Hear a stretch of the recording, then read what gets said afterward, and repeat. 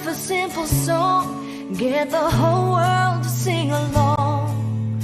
I'll call it a love song. Hey, good morning. I hope you're doing well today. It's your favorite host once again. The name is Eunice, and today I am coming your way, to share with you a letter I received from one of my faraway mentors. I have several mentors. Some are ladies, some are men, some are coaches for ministry, some are coaches for marriage and relationships, some are coaches for education, career advancement, and all of that. And today, this morning, the Lord God Almighty has been good, and I want to share with you a letter I received from Dr. Chapman, who happens to be author of best-selling book in America and all over the world, The 5 Love Languages. Yeah. And today, this letter says, "Dear Jonas, you want to read it, and if there are any insights discussable, we'll go right on to that."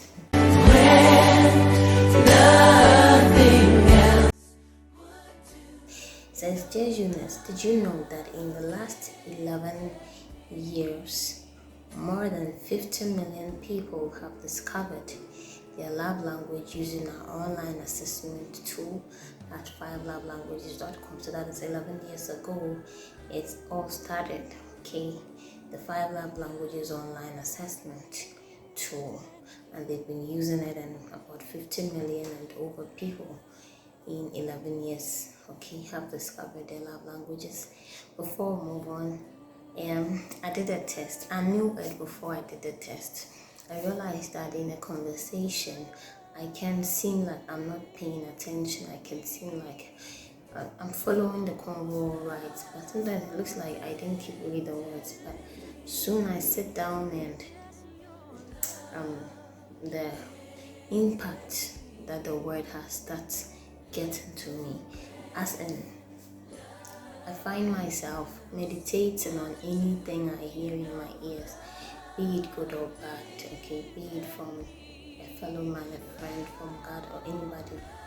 I tend to meditate, sit down and think about it, regurgitate it, and all of that. Yeah, so, and I think the major one is words of affirmation. That's words of affirmation. That's how I realized that if somebody, you can decide not to give me, anyway, there are 5 love languages. There is words of affirmation, there are gifts, there's quality time, there is acts of service, and the last of all is touch. Yeah, and my own is words of affirmation. Don't give me a gift, don't do anything for me. Do not, I love independence, so I love to do things for myself. So don't give me a gift. I can buy it on my own. God, I can buy it myself. Don't do anything for me. Don't touch me. It's the least of all that I will be accepting. And what is the other one? I love quality time, but I don't really care. I love being all by myself. Okay, so instead of giving me a gift, instead of doing something for me to please me, instead of touching me or spending time with me, just tell me, even if it is just 2 seconds, give me words that are positive, and they'll go a lasting, longer way with me. But if you do all of the other things, it doesn't really get to me. So I realize I can sit down and meditate on words a lot. Okay, someone can tell me or insult me or something, I can quickly let go at that point. But if I am not careful, I sit down and the words come back, and I try to read meanings into those words, and I might take offense at them. Okay, and to help myself, I just have to let go. I could let you know that I'm offended. I could let you go scot-free. I might not even meet you up again or like take notice of whoever said what they said.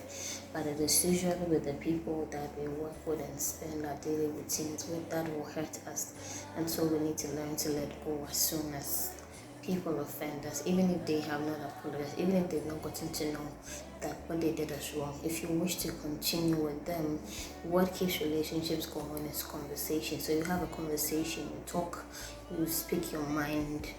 You tell them what you want for the relationship between the two of you. It's not just about a man and a woman, but it's about mother, father, in the workplace, in the school, teacher, student, worker, employer, employee, all of that. They have to communicate and let them know that what they did or what they said really they stop doing. If they wish to continue with you into a future for better or a better version of your relationship, they're going to take that up for you being truthful and being real and telling them your truth, and they will stick with it.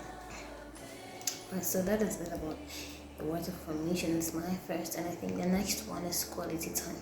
Even though I love to be by myself, I realize that if people find time to spend with me, even if it was at an event that we did not plan, that we met and we had a lot of like time together to do things together, I get happy, like I am happy.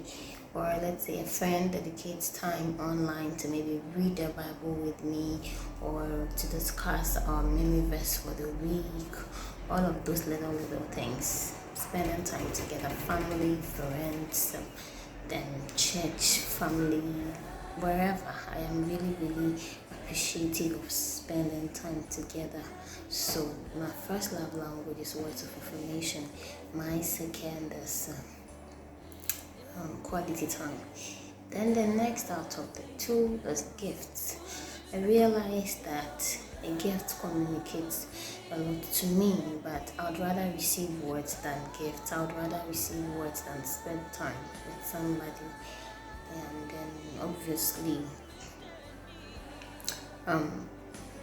I get elated, okay? I don't like taking from people from childhood days, that kind of be independent kind of thing has been there. Don't be taking gifts from people, don't be expecting so much. So like on my birthday, if you remember it, fine. If you don't remember it, I'm not going to bother you. That is how I have grown up.